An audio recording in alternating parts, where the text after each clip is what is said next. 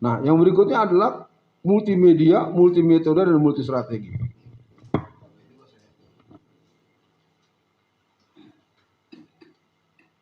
Oke. Sampai di sini. Jangan di sini kelamaan. Saya mau panggilkan dulu Bapak Malik Hasanuddin. Mana orangnya? Silakan Pak Malik. Lu mau ngomong apa sampai sini lo? Pusing, ngantuk, bingung. Karena udah dikasih materi strategis gini, udah jauh-jauh malah katanya nggak dapat apa-apa. Silakan Pak Malik. Izin yang ditanyakan. Saya nggak nanya saya lu ngerti apa lu soal ginian. Saya udah membahas sampai sini. Di titik ini Anda punya apa bingung atau Anda tambah ngerti atau tambah kalap? Sedikit mengerti, Pak. Gua udah gemeteran lu masih bilang sedikit. Ya nggak salah, nggak mau itu halal aja ngomong begitu. Siapa yang mau komentar sampai di titik ini materi ini? Boleh kasih bapak kita nih. Boleh merotes, boleh ngeritik. Terima kasih. Itu yang kesekian kalinya. Assalamualaikum warahmatullahi wabarakatuh. Salam. Apa yang disampaikan oleh Ustaz Alfian Tanjung luar biasa. Tapi lebih luar biasa lagi, manakala yang mendengarkan ini bukan manula seperti anak muda, calon-calon legislatif, ya. Kalau kita kan calon mati semua. Bau kuburan dulu. Luar biasa. Sangat menarik dan kondisional dan situasional apa yang beliau sampaikan. Pertanyaan saya, dan ini mudah-mudahan Ustaz Alfian Tanjung bisa menindaklanjuti pertanyaan, bukan menjawab tapi menindaklanjuti. Menurut kacamata saya ada dua figur di Indonesia ini sebagai penghalang karaknya partai-partai Islam. Yang satu tokoh takut tidak kebagian cuan, tidak kebagian amplop. Yang satu tokoh takut amal usahanya terhalang.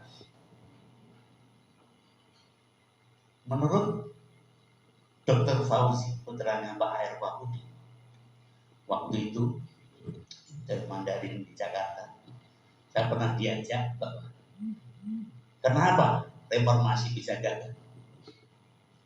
Itu yang bertanggung jawab ada dua orang yang halal darahnya. Satu Amin Rais, dua Gus Dur. Sekarang ini kita ulangi lagi. Ya Stakuf yang memporak-porandakan kuah kita, dan kemudian Haidar Nasir yang tidak jelas dulu. Ini tolong Pak Alfian Tanjung bisa mencari jalan. Dan saya yakin kalau Pak Alfian yang mendekati, insya Allah akan didengarkan. Beda dengan kita mengkritik beliau. Udah. Sudah. Mau dilanjut? Lanjut lagi. Kemudian yang selanjutnya, barangkali sudah dilakukan, alhamdulillah. Ustaz Aman mungkin sudah koordinasi dengan Ustaz Alfian. Di sini ada free sample daerah yang luar biasa hebat, yaitu Kota Magelang. Kota Magelang itu kursi PKS hanya 3 kursi dari 25 kursi yang ada. Saya bisa mengantarkan seorang dokter menjadi wali kota.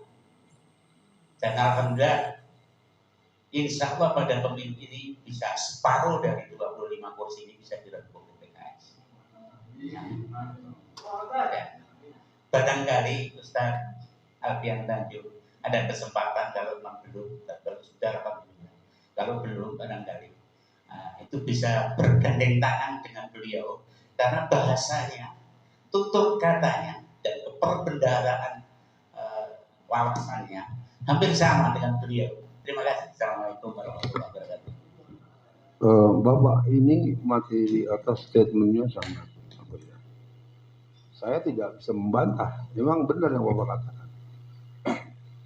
Dilemanya memang reformasi yang salah asuhan, reformasi yang sungsang, proses amandemen Undang-Undang 2002. Mungkin yang terbaik saya tidak menjawab secara apa adanya, karena memang dilema. Reformasi di negara kita sebenarnya bukan reformasi kemauan tunggal.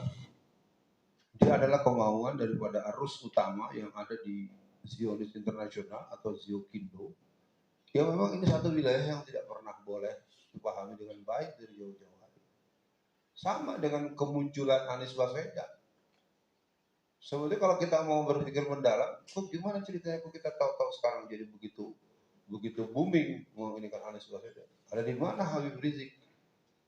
Ada di mana orang-orang yang punya talenta leadership seperti Gus Najib dan beberapa nama-nama yang mungkin dikenal secara tokoh-tokoh keumatan. Ini satu catatan khusus buat kita bahwa apa yang sudah kita bicarakan sebenarnya membutuhkan sebuah tempat yang mungkin harus ada kamar-kamar tertentu. Ya itu tadi mungkin juga pesan buat panitia untuk acara-acara pendidikan politik ke depan, kita perlu berani melakukan semacam wawancara singkat. Sehingga jangan, saya sebagaimanapun ada yang pulang dua nih, saya merasa marah terus. Kalau tahu Bu Marwa ada ya? Bu Marwa? Nggak usah diterangkan, coba bilang aja nggak ada.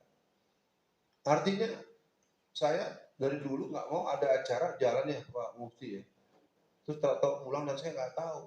Jadi kan saya anggap peserta liar. Tetap saya marah, nggak terima saya. Kalau bakalan nggak sampai terus, kenapa tadi diadakan? Ini kita lagi bicara tentang nasib negara kita, nasib umat kita. Kalau tadi Bapak menyoalkan beberapa persoalan yang ada, memang iya. Amandemen 2002 itu harus dipertanggungjawabkan di akhirat oleh Pak Amin Rais. Tapi ingat, protes kita yang seperti itu, porsinya jangan menafikan regulasi yang lain. Ini penting, termasuk Bang Yusril. Anda tahu, Yusril lah yang membuat seluruh perda syariah jadi sah. Karena beliau yang mentasbih seluruh perda seluruh Indonesia. Jadi kita tidak bisa melihat tokoh-tokoh, makanya saya bilang, tokoh-tokoh Islam itu masing-masing punya sumbangsi. Selama dia punya indikasi kuat, satu, masih sholat 5 waktu. Dua, dia masih mau hadir dan siap untuk memang permainannya kan antara kebijakan makro di kelompok genuine order. Jadi kalau Anda belajar dalam geopolitik internasional, kita ini memang berat. Orang model saya seperti Bapak tadi, saya juga merasa sudah tua. Saya bilang kepada anak-anak saya, makanya di kelompok bawah saya boleh membuat program Super Baby. Saya sudah bilang pada menantu saya, pada anak-anak saya, kalian harus bikin persiapan anak-anak ini tidak boleh ada hambatan untuk hafal Quran. Tetapi hafal Quran itu harus jadi landasan, bukan tujuan. Hafal Quran jadi Kapolri, hafal Quran jadi Ketua DPR RI, hafal Quran jadi Gubernur Jakarta. Kalau kita kan hafal Quran buat dipuji-puji kemana-mana, anak saya hafal Quran, buat apaan dia aku? Tetap aja imamnya bukan anak Anda, imamnya anak tahfiz, anak yatim piatu. Kan begitu ya, saya lihat di komplek-komplek, di perumahan-perumahan, yang jadi imam, bacaannya bagus, ya anak yatim piatu. Anak panti asuhan, ya kan? Maksudnya kan anak pengurus masjid. Paling tidak dikombinasi. Sampai sekarang saya tetap hampir, maaf ya Pak, tadi saya nanya gitu. Di semua masjid nggak ada yang 17 tahun jadi khotib. Siapa yang larang? Siapa yang membuat Anda tidak? Sementara Pildacil bisa. Sementara joget dangdut anak umur 6 tahun udah boleh. Memang ada dalilnya kalau umur 17 tahun nggak boleh jadi khotib Jumat. Kita tuh kata kuncinya yang tua tuh kalau belum mati belum ngasih. Anda tahu, saya satu hari jadi penasihat sebuah musola. Musola itu adalah pertarungan ketika sebidang tanah akan dibeli oleh gereja. Waktu itu bertempat di dekat rumah saya sebelum itu. Masyarakat ke rumah, Ustaz, ini tanah mau dibeli sama orang Kristen. Terus gimana? Kita nggak paham statusnya. Apa arahan saya? Bangun musola. Daripada kita ribut ngurus-ngurus status, Kita bangun musola. Nah karena musola terbangun, ya orang Kristen kan nggak jadi beli. Kan udah ada musola, gue beli itu ribut gue. Rusuk dalam orang Islam. Berjalan waktu, berjalan hari, di bulan Ramadan kan masjid-masjid kan suka ada yang ceramah tarawih ya. Ustaz nih gimana ceramah tarawih? Ceramah tarawih tahun ini anak kelas 4 SD sampai mahasiswa semester awal. Sekarang pertanyaan saya, kalau saya menugaskan anak kelas 4 SD, dosa nggak? Emang nggak ada ajarannya kok ceramah di bulan Ramadan? Anda tahu apa yang saya lakukan? Setelah saya bilang begitu, akibatnya luar biasa.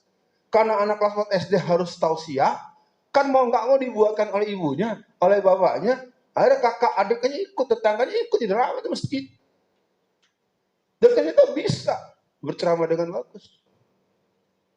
Nah kita ini terus terang saja kebijakan-kebijakan kita dengan atas nama orang dewasa, dengan atas nama kebijakan, dengan akhirnya kita sekarang, saya ingin katakan dengan sedih sekali, sekarang ini saya kehilangan generasi-generasi yang bisa mengorganisasikan kegiatan. Mudah-mudahan Mbak Kenny nanti kita dan teman-teman perlu berdiskusi tentang public speaking misalnya.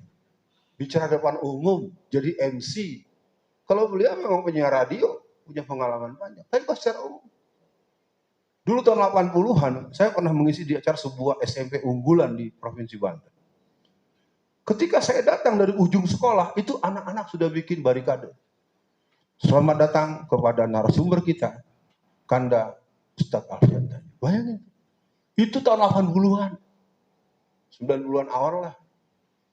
Tapi ketika tahun 2005, 2010, berselang 20 tahun, saya datang ke sekolah yang sama, sekolah yang favorit, sekolah yang terkenal, yang masuk ke SMA favorit, yang tamatan SMA-nya kemudian masuk ke luar negeri, masuk ke perguruan tinggi di mana-mana. Acara sama. Datang nggak ada yang nyambut. Sampai di lokasi, meja berantakan. Taplak meja out-outan. Cuman ada di sini absen. Absen guru. Karena kalau yang absen kan selama bulan Ramadan, pesan kilat satu orang dapat 250.000. Jadi absen ada tanda tangan terus, gurunya nggak ada. Saya datang. Apa nih acaranya? Tahu deh. Terserah aja. Jawab akhirnya. Udah yang namanya ini kabel-kabel kemana-kemana. Jadi apa yang ingin saya katakan? Generasi kita sekarang tidak lagi mempunyai kemampuan mengorganisasikan sebuah sistem kerja terkecil sekalipun. Kegiatan apa-apa sering tidak ada yang menginisiasi untuk menjadi lebih serasi, lebih asik, lebih berkhidmat, lebih punya nilai, nggak ada lagi. Dan itu mengalami disorganisasi yang serius ya. Kegiatan-kegiatan sering berjalan, makanya nggak ada remaja masjid, orang pengurus masjid juga nggak becus. Keuangan nggak ada laporannya, pengurusnya polisi. Kalau mau ini mau ketawa. Ketua takmir masjid, ketua DKM polisi. Jadwal khotib udah tergantung. Setiap mau Jumatan, itu calon-calon khotib itu telepon terus. Sambil diancam-ancam, nggak boleh ngomong. Emangnya ini kantor polsek. Kalau pengurus masjid ya ketua masjid syaratnya cuma 2, rajin sholat dan takutnya kepada Allah.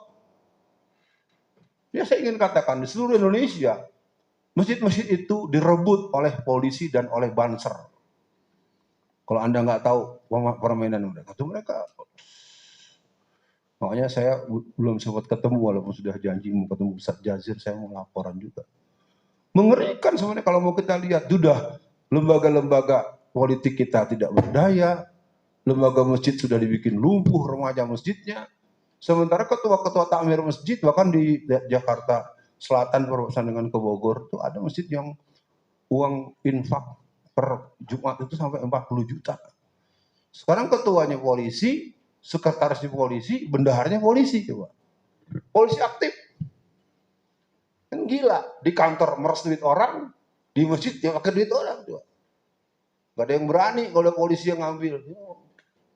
Saya kasih tahu kata kunci, sebuah negara kalau sudah urusan didominasi oleh polisi, itu artinya negara komunis.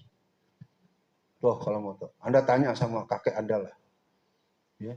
Pelajari bagaimana Stalin, bagaimana Mao Zedong, ya, bagaimana Lenin. Jadi seluruh dunia itu kalau polisi sudah dominan, itu situ negara komunis. Oke, kita teruskan. Masih kuat nggak nih? Iya. Mau ke toilet silakan. Untuk menjalani peran-peran ini kita membutuhkan multimedia, multimetode, dan multistrategi.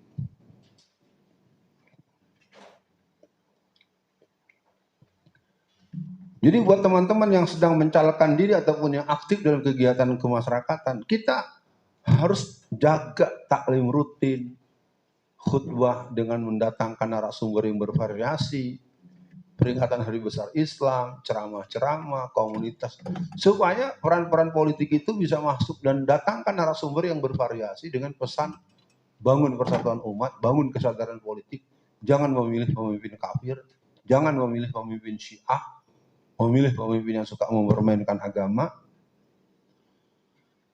Selebaran, pamflet, sekarang kita sama mengeluh kan tidak ada alat-alat promosi untuk Pak Anies Baswedan, ya karena nggak ada yang buat, nunggu dikirimin, kenapa nggak bikin sendiri aja? Ya, itu Pak Wahyudi sama istrinya tuh, masih ada nggak stikernya Pak Helwi? Stikernya habis.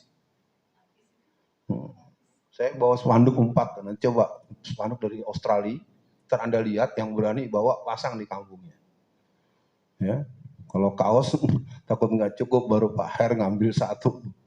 Ya, logonya logo PKS. Saya dikirimi dari Australia untuk teman-teman di sini. Maka nanti kalau pun belum dibawa, kita foto sama-sama. Saya paling tidak bisa jadi bahan media mereka untuk produksi lagi. Temu tokoh, forum ilmiah, orientasi, kaderisasi, indoktrinasi. Kita bisa mengalahkan PDI Perjuangan. PDI Perjuangan bukan sebuah hal yang kuat. Bohong PDI itu. PDI itu tidak lolos secara verifikasi. Saya tahu, sama dengan P3 nggak lolos. Kan peraturan KPU gini, partai yang pernah ikut pemilu otomatis bisa ikut pemilu lagi. Golkar itu, saya buka rahasianya. Golkar itu kalau diadakan tes nggak lolos, Pak. Di semua partai ketika dibuat peraturan yang berhubungan dengan verifikasi, yang kesian partai baru. Partai Umat misalnya, Partai Umat saya mau sedikit, ya bukan ngeritik, mungkin curhat juga pada Mbak Rizky. Mbak Rizky masih ingat nggak omongan Pak Amin? Partai yang lain diloloskan, yang tidak hanya Partai Umat. Sekarang saya tanya, kenapa ketika Partai Masumi tidak lolos, Pak Amin nggak belain kita? Dulu ngomongnya buat apa kalau begitu? Kan kalimatnya begitu. Semua partai diloloskan kecuali hanya Partai Umat. Ingat nggak ngomong begitu beliau? Kenapa beliau biarkan Partai Masumi tidak lolos? Artinya kalimat yang kemarin waktu diduga tidak benar dong. Kalau dia katakan bahwa partai selain Partai Umat diloloskan, kecuali Partai Umat, maka dengan begitu akhirnya Partai Umat diloloskan. Ayo. Ini bukan lagi nyerang Mbak Rizky nih, logikanya sederhana kan? Kenapa dulu bisa bilang, kan logikanya kalau partai yang lain diloloskan berarti Masumi sudah, iya dong, kenapa bisa nggak lolos? Saya tidak marah. Saya ingin ajak, mari kita tuh gitu. Kalau untuk kepentingan kita, yang penting kita lolos. Orang lain mau mampus deh. Itu bukan sikap seorang Muslim. Paham Pak ya? Ini juga dengan PKS juga begitu. Saya kalau cerita-cerita tentang PKS banyak hal yang membuat saya murka juga. Saya nggak pernah jelek-jelekin PKS. Tapi kan anak-anak ini tadi politik itu kalah menang.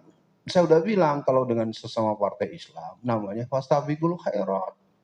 Jangan jadi musuhan. Kalau di musuhan ya susah. Oke ya, nanti agak ada yang tersinggung nanti. Lisan.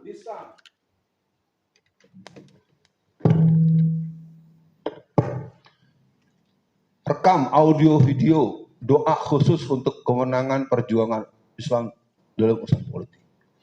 Terus untuk Palestina mengerikan, sudah perkembangannya. Ya, Bang Onim kelihatannya bakal ditarik.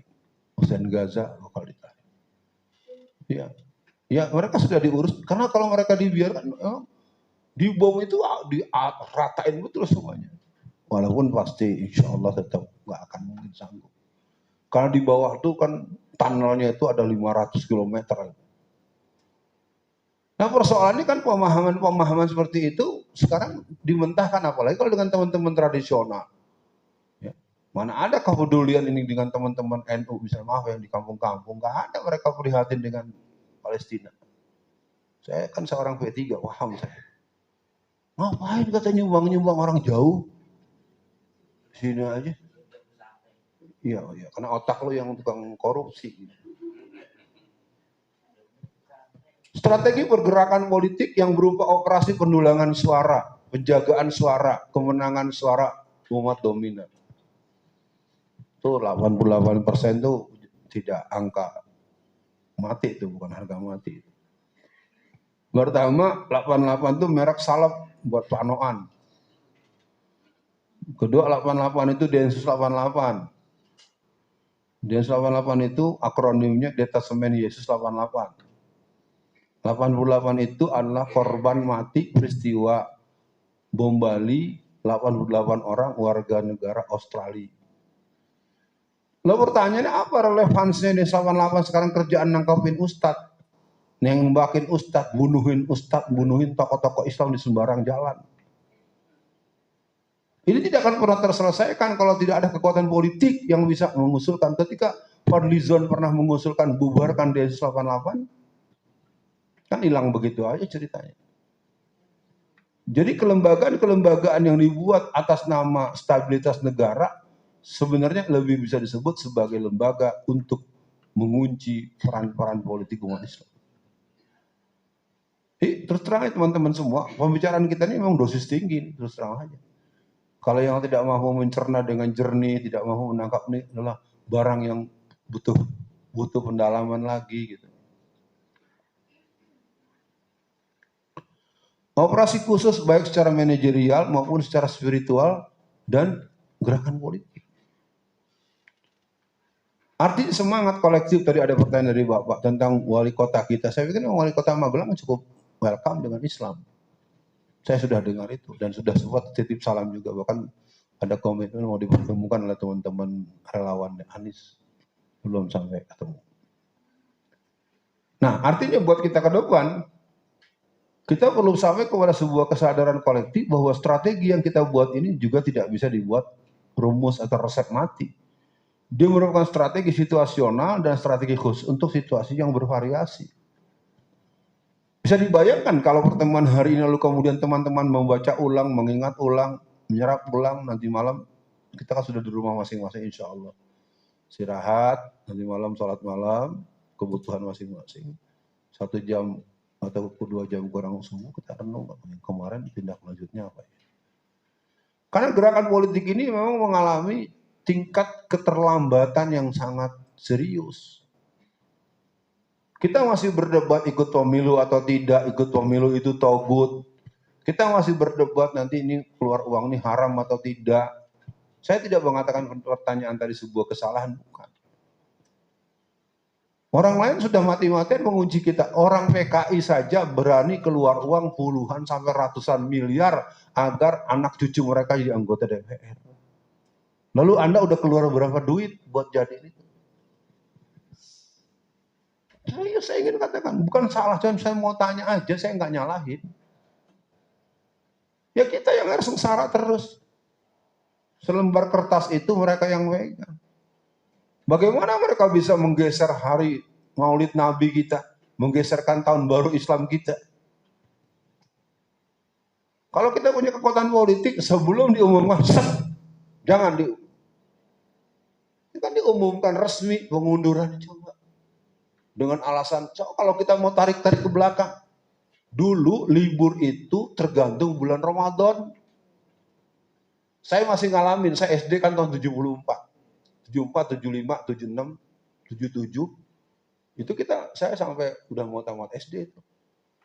Kita bulan Ramadan itu benar-benar di rumah. Kita bisa main bambu betung, dur, ya kan? Subuh-subuh kita tidur tadarusan. Sore-sore kita ngabuburit kalau kata orang Sundanya. Sekarang puasa tergantung agenda pendidikan. Dulu kalender itu tidak ada tulisan hari Minggu, adanya hari Ahad. Siapa yang berubah? Siapa yang merubah? Ya karena kita nggak peduli, kita anggap biasa Ahad. Ahad, Wahid, Isnin, Salasa, Arba'a, Khamis, Jumat, Sabtu, kan jelas. Sekarang hari kita hari gereja semua. Kita lebih familiar dengan itu masalahnya. Ini masih kuat nih, yang nggak kuat narasumbernya nih. Nah, tantangan dan ancaman dalam peran-peran politik ke depan. Permainan curang yang terorganisir dan kemasan yang dibuat secara ilmiah. Halus, kasar, licin, licik, manipulatif. Anda ingat nggak pemilu 2019? Ketika penghitungan pertama tuh pucat semua kan? Ya kan? Hanya hitungan detik berbalik. Jadi permainan curang ini dalam ilmu intelijen disebut dengan deception game, permainan curang. Dan kecurangan itu kadang-kadang baru diketahui kalau udah jauh, udah lama. Oh iya dia curang nih. Begitu mestinya. Yang repotnya kita tidak pernah mengerti orang itu curang sama kita. Mungkin teman-teman masih ingat ketika saya menanyakan soal libur hari Jumat. Ya, yang udah sering dengar tahu ya, masih ingat ya. Pak Mufti masih ingat nggak? Lupa lagi. Ya, siapa yang masih ingat tentang cerita libur hari Jumat? Pak Budi masih ingat? Gimana coba penjelasannya?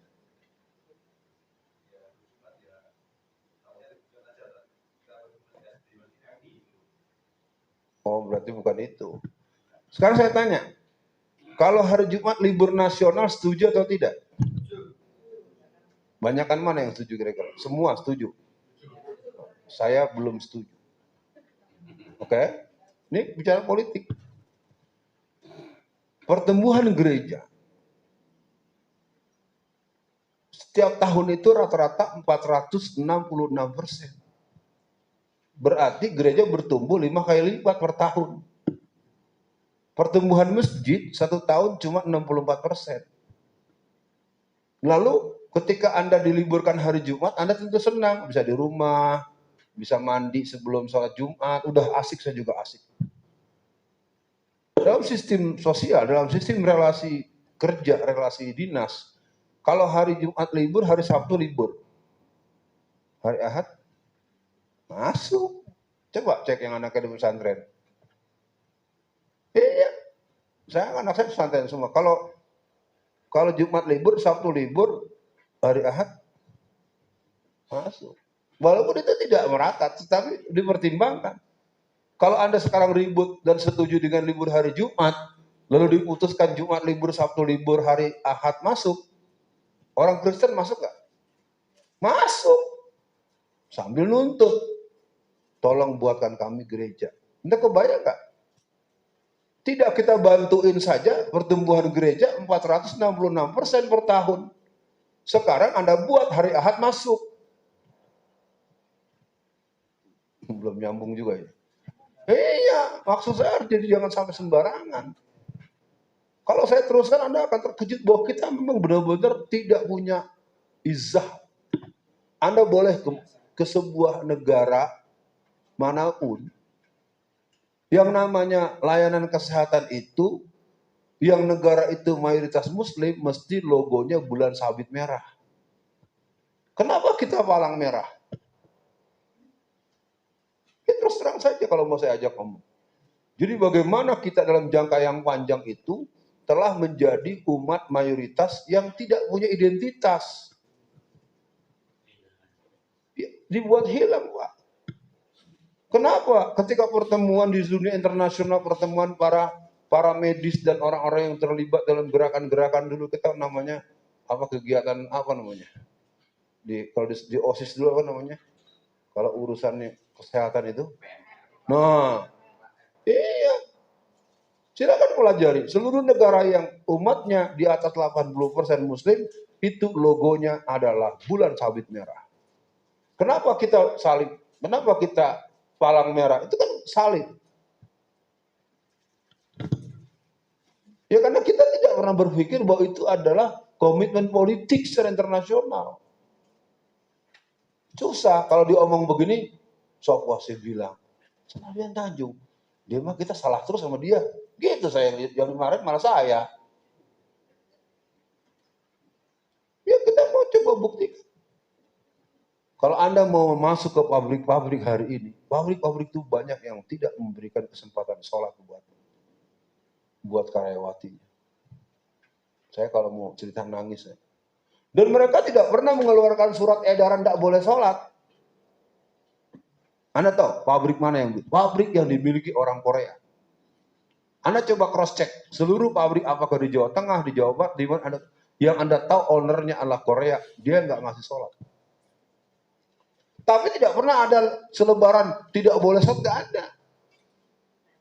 Saya kasih tahu taktiknya. Ada perusahaan X produksinya besar, karyawannya 15.000, shift 1, shift 2, shift 3. Dia punya waktu makan siang dari jam setengah 12 sampai jam 12:10. Artinya waktu itu ketemu nggak waktu sholat zuhur? Oke, ketemu. Tempat kerjanya, dengan tempat makannya, dengan tempat sholatnya, pilihan. Kalau dia sholat, dia makan nggak bisa sholat, dia sholat nggak bisa makan. Pilih mana? Iya, memang ketemu. Saya tahu kenapa. Saya khotib Jumat di beberapa perusahaan itu. Wah, gila.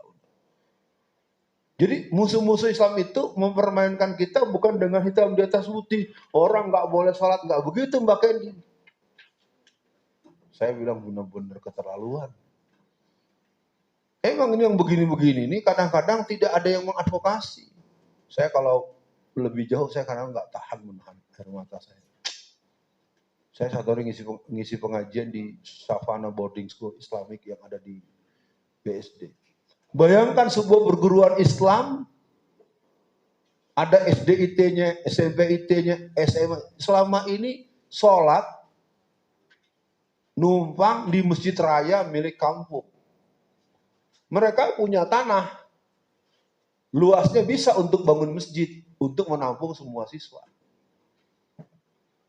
Saya dengar pengaduan pengurus nggak sanggup yang. Jadi ketika mereka mau dibangun masjid, bangun masjid di tempat sendiri tidak boleh oleh anggota DPRD dari salah satu bukan PDIP Pak, dari Partai Hanura. Namanya anak Islam lagi. Jadi terus terang teman-teman, peran-peran politik dipakai di bawah itu sering dipakai untuk menghajar Islam tanpa kita ngerti. Makanya pendidikan politik model begini jangan dimaknai hanya untuk menghadapi pemilu atau mencalekkan saja. Kecepatan kita untuk melihat ini akalnya kemana. Saya ambil contoh pengalaman saya zaman sekolah dulu. Zaman sekolah, saya termasuk aktivis pelajar Islam. Rohis lah.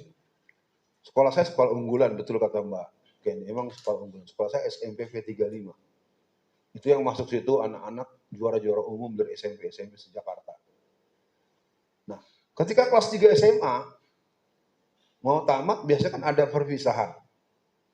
Nah, perpisahan kelas 3 itu biasa suka rilah. Nah, waktu itu diputuskan akan ada acara ke puncak. Puncak tuh Tawangmangu lah kalau di sini. Ya, puncak.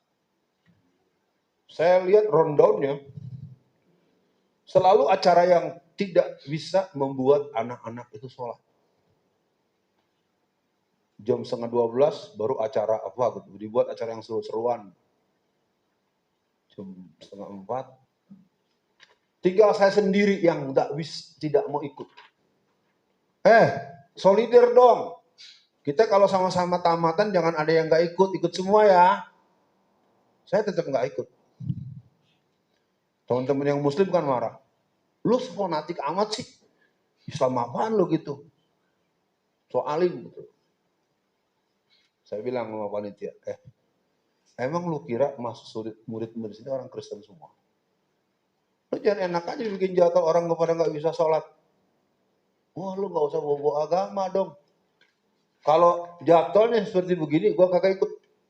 Maaf lo. Mereka bingung kan. Udah, sekarang tanggung jawab lu aja. Oke? Jadwal dirubah, sesuaikan waktu sholat.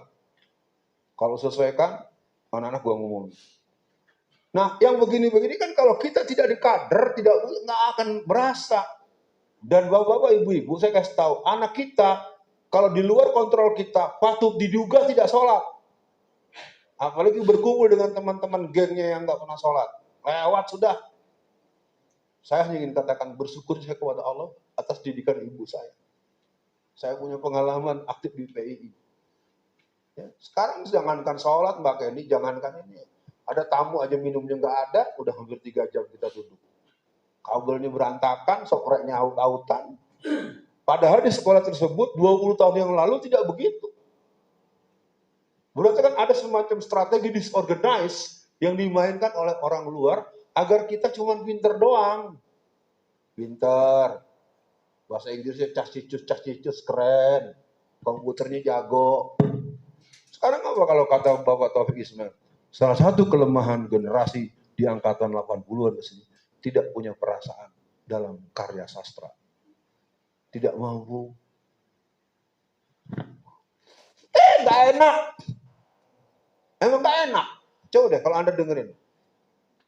Sekarang itu yang namanya bilang makanan nggak enak, kalau saya, ya emang saya orang Betawi, tapi saya nggak akan begitu kok. Anak-anak zaman sekarang itu boleh dibilang, maaf ya. Nah, nih. Betul nggak kalau udah megang handphone orang tua nggak dihormatin lagi? Iya. Jangankan orang, istri juga begitu. Suami udah 13 kali manggil nggak nengok. Suami juga begitu.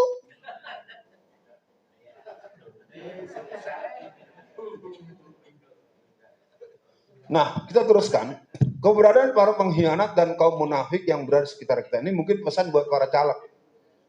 Anda harus tetap memberikan catatan khusus untuk orang yang selalu memuji, orang yang selalu membangga-banggakan, orang yang selalu memberikan kemudahan-kemudahan yang tidak ada putusnya. Jadi keberadaan para pengkhianat dan kaum munafik di sekitar kita, sesungguhnya mereka tuh bekerja untuk kepentingan musuh. Saya punya contoh, walaupun saya agak malu cerita, tapi saya ceritakan. Saya kan nyalek. Saya nyalek itu saya punya stok. Bagaimana bisa bendera stok saya habis dalam jumlah yang cukup banyak, tahu-tahu ada orang membawa buntelan bendera P3 dijual kepada saya. Padahal sandinya ada, saya tahu, wah ini anak berarti nyolong dari ini gua nih. Nah yang begini-begini nih. Bapak paham nggak sama cerita saya gini? Gila emang zaman gila. Saya bilang sama tim yang lain, wah ini memang keterlaluan. Udah makan dikasih, ongkos rokok dikasih, makan juga. Bayangin, barang stok kita hilang habis dibawa dia habis bawa jualnya ke kita lagi coba. Aduh. Nggak tahu, saya nggak tahu itu ilmu dari mana itu. Permainan yang diberikan dilakukan sebagai prakondisi saat operasi dan recovery, termasuk serangan fajar dan uang.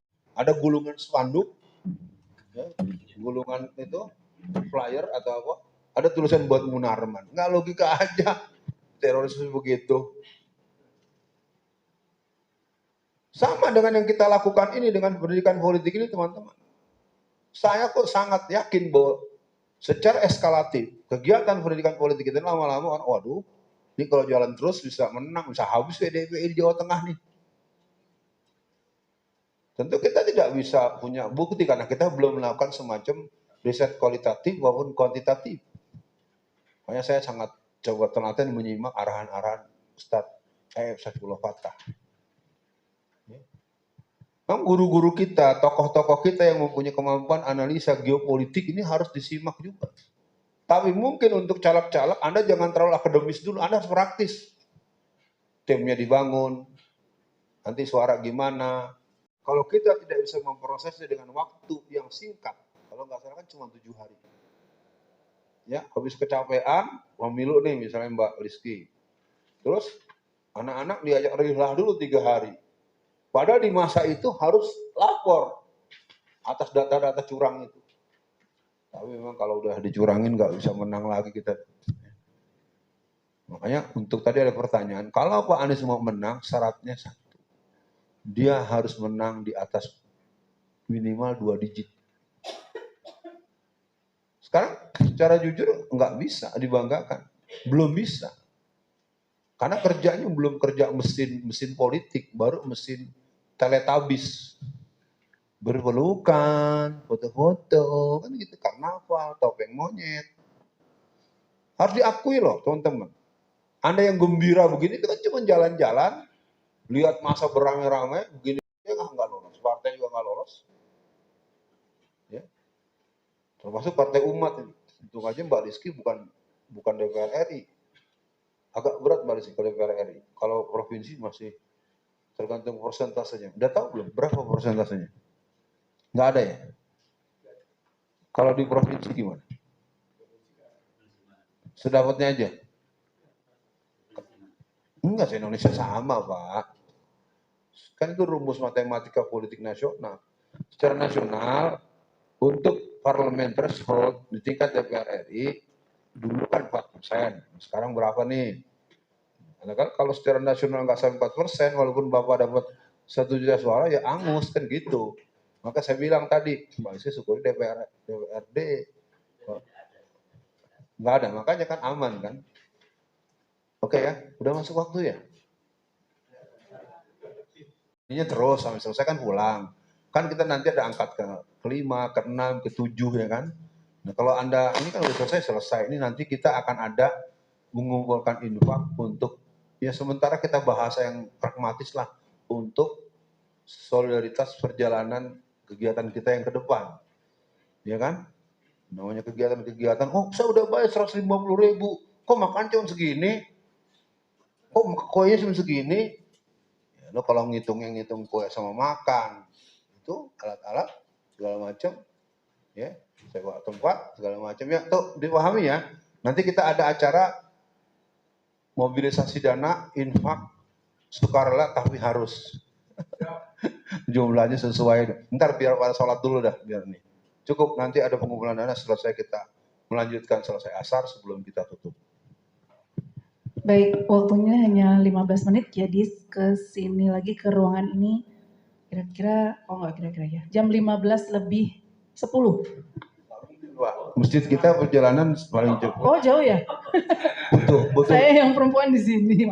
Butuh 3:30 lah ya. Iya.